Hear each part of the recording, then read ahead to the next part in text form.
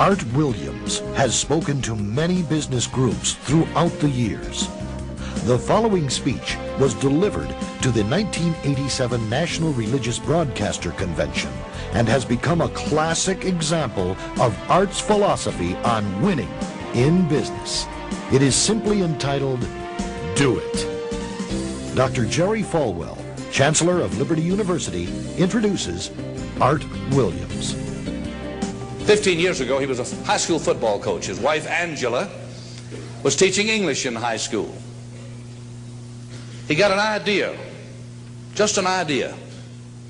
And 10 years ago, he turned that idea into a company, a concept, a practical concept. 10 years have passed. 150,000 people work for him now. Last year, he sold $77 billion worth of insurance. This year, $100 billion. That is more than Prudential and New York Life, number 1 and 2, combined in 10 years. He's from Monroe, Georgia. He has the dialect to prove it. He this year will sell $100 billion worth of insurance and revenues $2.5 billion. And he's just now beginning to dream, to plan, to go. Art and Angela Williams have 2 precious children, Art the third and April, their daughter. He is chairman of the inner council, the inner circle of our ministries, and a personal and a dear friend. He is a born-again Christian, as each of his family members, but he's an entrepreneur. And Dr. Armstrong has asked him to come tonight and talk to you about what he knows most and best about. And having been in one of his sales meetings last Thursday in Palm Springs, you know, I usually go out preaching and I try to wake up religious morgues, and most of the places, a lot of the places I go don't need a revival, they need a resurrection. But he asked me to speak to his group of national sales directors, and I had to work hard at getting up where they were and not appearing as a backslidden preacher. This man, I repeat, is the leading entrepreneur in America and a friend of NRB, and I introduce you to you, Mr. Art Williams.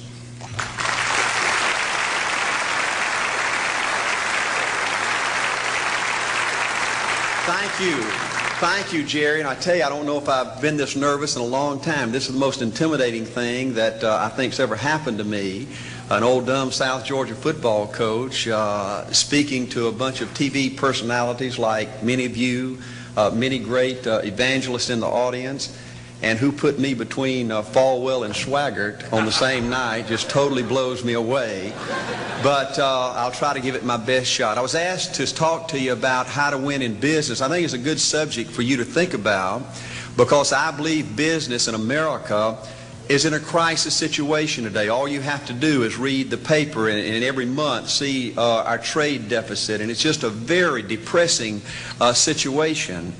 And to speak to you about how to win in business, there's a lot of obvious things I could talk about. You first have to find a need. You've got to fill a need for a consumer out there. You've got to have a market. You've got to have somebody to sell your product or your service to. You've got to, if you really want to get big and win big, you've got to have a uniqueness. There's got to be something a little bit different from you than all of the competition out there. But by far the most important thing you've got to have to win in business in these United States today is a very unique kind of mental toughness. I believe the difference in winning and losing in the free enterprise system is so small, it's almost too scary to talk about. You can do 99% of the things right in business, and yet if you don't possess what I call that winning edge, that mental toughness, folks, it's impossible to win. I believe the thinking in corporate America has been screwed up over these last 20 or 25 years, and I believe this screwed up kind of thinking started in our big liberal universities today. I believe a college degree in business from most universities today is not worth the paper it's written on. I just had a son graduate from the University of Georgia a few months ago. The reason I think that is because most of these professors in most of these universities today hadn't got enough common sense to get in out of the rain. They don't have any idea what it takes to win out there in the real world. They deal in a bunch of theory. These people have tried to fill up corporate America with this kind of thinking. These are the special people. If you're born rich, if you're born on the right side of the track, they rule you, the privileged class in America. If you're born poor from an average, ordinary background like I came from, they say you're supposed to give up all your big dreams and all your big ambitions and all your big hope. If you have a high IQ, they rule you brilliant. If you have an average IQ like me, they say you ought to drive a truck or be a janitor. Well, bull. That ain't the way. That ain't the way it is, and that ain't the way it ever was. They ain't nobody ever designed a test, nor will they design a test that can measure the heart of a man or a woman. The things that are unique to winning in business in America today are not outside artificial things like IQs, college board scores, college degrees, and stuff like that. The key to winning in these United States is what's inside a person. It's your integrity. It's your people abilities. It's your character. I believe in developing this winning edge. I've got 10 or 12 points that I won't be able to go over with you tonight, but let me just give you a flavor of what I think you've got to do to succeed in these United States. Number one, you've got to get excited. Folks, I don't believe anybody will ever tell you anything more important than this in winning in these United States. 90+% of winning in anything you try to do in America today, you've got to be excited. People in America won't follow or believe in a negative, dull, disillusioned, frustrated, dadgum crybaby. People want people that are positive and excited and enthusiastic and tough. The greatest definition I ever heard, I thought about this 10 million times when I wanted to quit along the way of a winner. This guy said almost everybody in America can stay excited for 2 or 3 months. A few people can stay excited for 2 or 3 years. But a winner will stay excited for 30 years or ever how long it takes to win. Another key to building this winning edge and this mental toughness is you've got to become a dreamer again. You know, I'm a Methodist, and we just changed ministers a few weeks ago, and our new minister came in, and the church was just packed. And the first thing he said, well, it looks like everybody came out to see the monkey perform. And the second thing out of his mouth, he said, for a church to be a great church, you got to have a dream. If you don't have a dream, you're dead. And boy, I sat up and I said, man, me and this guy are going to get along good because he knows what he's talking about. See, folks, I believe in order to win, you got to feel good about yourself. When I was coaching football for 7 years back in Georgia, and I had a paddle in my coaching office, and it was about this thick and this long. And in the fat end, I had little holes bored in it so you could really get some speed and blister the little butt, you know, when they misbehaved. And I had a rule on my football team that if any kid said, I can't, if any football player heard one of my football players said, I can't, he got to bring him in the coach's office and give him 3 licks. And it took me about a month to get all that thinking out of my players every year, you know, and I'd have football players knock on my door at recess and at lunch and after school. And he said, Coach, he said it. Coach, he said it.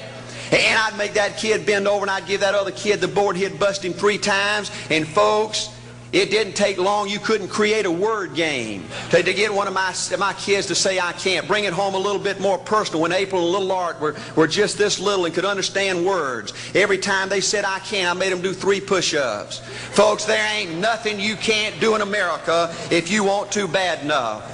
Another key in building this winning edge is, folks, you got to stand for something. People in America, the good people in America, are fed up with these dadgum fence sitters and mealy mouths.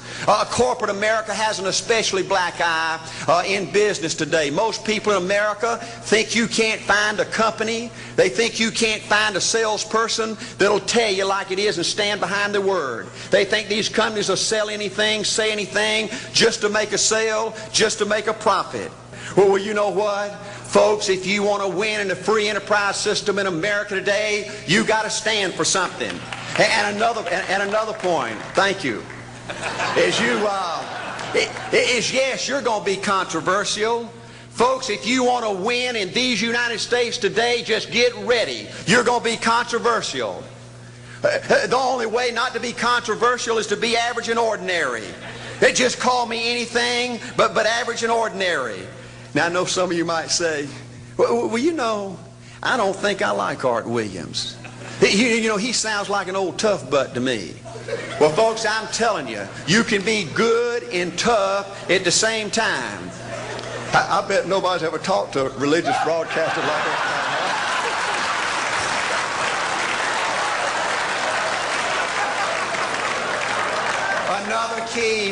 Another key to developing this winning attitude that'll give you a chance to do something great in American business is, folks, you've got to make a total commitment to what you're about.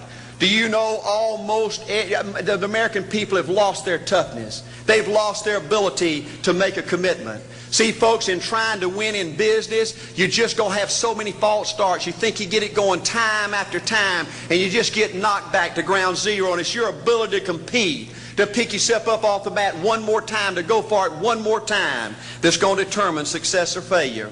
You know, we've got a divorce rate in America some 50% right now. You know, it just seems like that people that go in business today, they have an attitude, well, I'm going to stick my toe in it. If I start making all this money, get all these promotions, then I'll see this thing through. Well, folks, that's not the way it works. The first step to winning in business in America today is you've got to make a total commitment. Total commitment gives you that little extra ounce of courage you need to fight back through the tough times. Winning in business demands the same kind of commitment that winning in marriage demands. You know, I fell in love with my wife in the 2nd grade. Only girlfriend I ever had. We ran off and got married our freshman year, had both of our children before we left college. We're true business partners in marriage. We go everywhere together. I spend more time with her, been married to her 26 years, now I got 2 grandbabies, love her more today than I ever have. But I don't like her all the time. There's a bunch of times every day that I don't like her. I'm a nut about brushing my teeth. You know, if I can get the toothbrush, I'll brush my teeth 4, 5, 6 times a day. And Angela's always forgetting everything, you know. And she always leaves the cap off the toothpaste, you know. And when I go in there to brush my teeth, the cap's off. It's got that hard little crust around the edge. You know, it just burns me more than I can tell you, you know. And I get on Angela's nerves about a lot of things. You know, we were having dinner last week, and every time we get through, Angela kicks me under the table, you know, and gets me back in my room and says, "Art, you ain't got no class." You know, I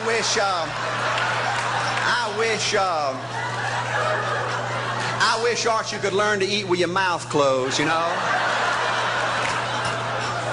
But see, folks, if you want to win in business, everything's not going to work out like you want it to, but you got to be committed. I want to have great kids. I want to have a wonderful relationship. I want to have tremendous grandbabies. Another key in building this winning edge in business is you've got to learn to treat people good.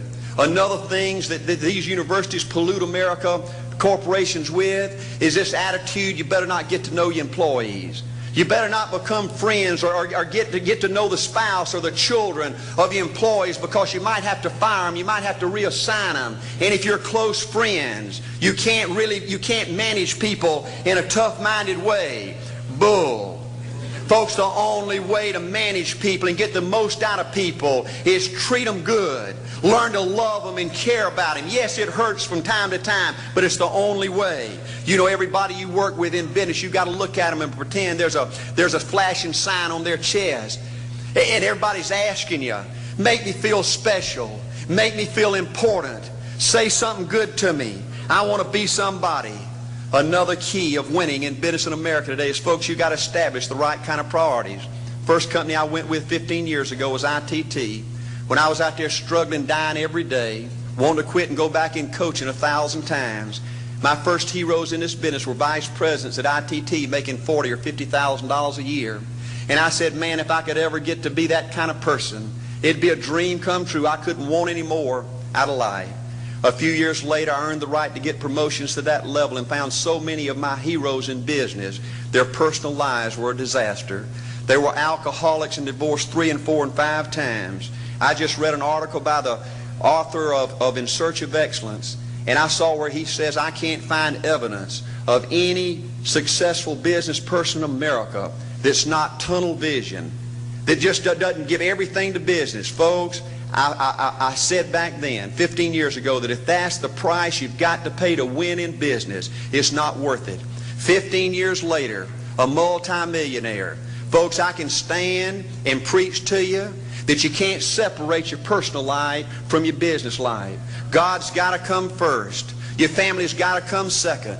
And business has got to come third. And I believe if you have a lousy spiritual life and a lousy personal life, long range, it's going to be devastating to your business. Another thing in building this winning attitude.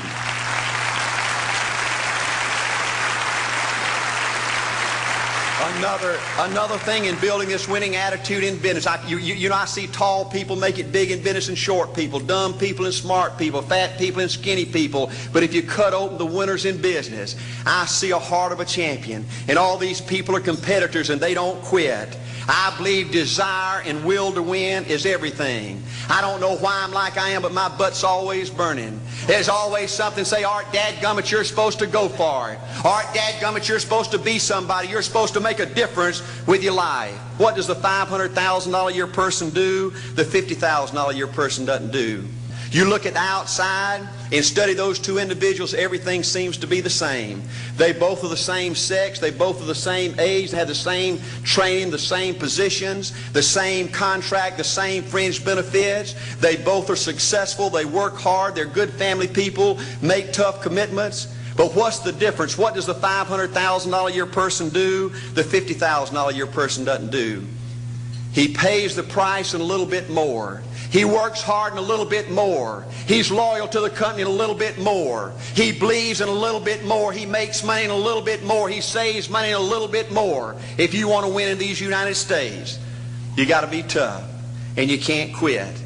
The last thing I'll talk to you about today in building this winning edge is, folks, if you want to win in business, you got to be a leader. Leadership is everything. You show me anything in these United States that win, I'll show you a leader at work. You show me a successful church, Boy Scout troop, club, football team, business, I'll show you something run by a leader. See, I thought at one time in my life you had to be smart to win. I used to have these smart people that dress so pretty and talk so pretty and use these big words. They just intimidated me. And I said, Art, you can't ever be that good. Why don't you just throw in the towel and go on back and coach football for a living? And I found two things out about smart people. I think it's almost impossible for a smart person to win in business in America today. Because I find smart people spend their whole lifetime figuring things out. They're always trying to figure out an easier way and a quicker way. And another thing I found out about smart people is they just don't get around to doing nothing. And see, somebody like Art Williams, everybody said, well, he can't do it. And somebody like that can't do it. But he does it. See, folks, I want you to know almost everybody in America almost does enough to win. They almost get there. They almost are over the hump. They almost have it going. They almost, in everything they do, almost is a way of life to almost everybody in America. But the winners do it. What do? They do whatever it takes to get the job done.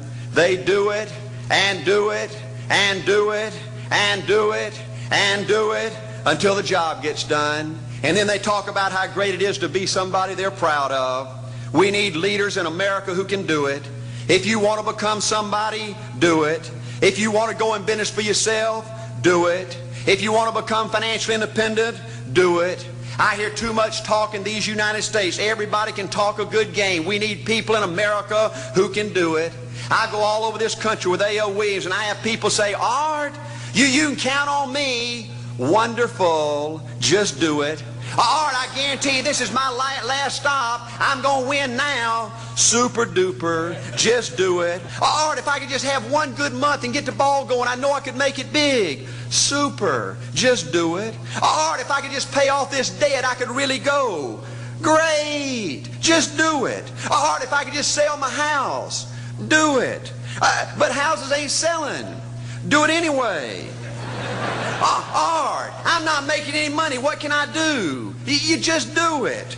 Do what, Art? You do it and do it and do it. Art, I guarantee I'm going to win this contest. Super duper. Just do it. Art, I'm over the hump now. Watch my smoke. Great. Just do it. Art, I want to make it so bad I can taste it. What I do? You just do it.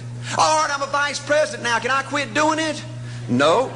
Art, I don't know if I can keep on keeping on. I'm really hurting. What I do? You just do it.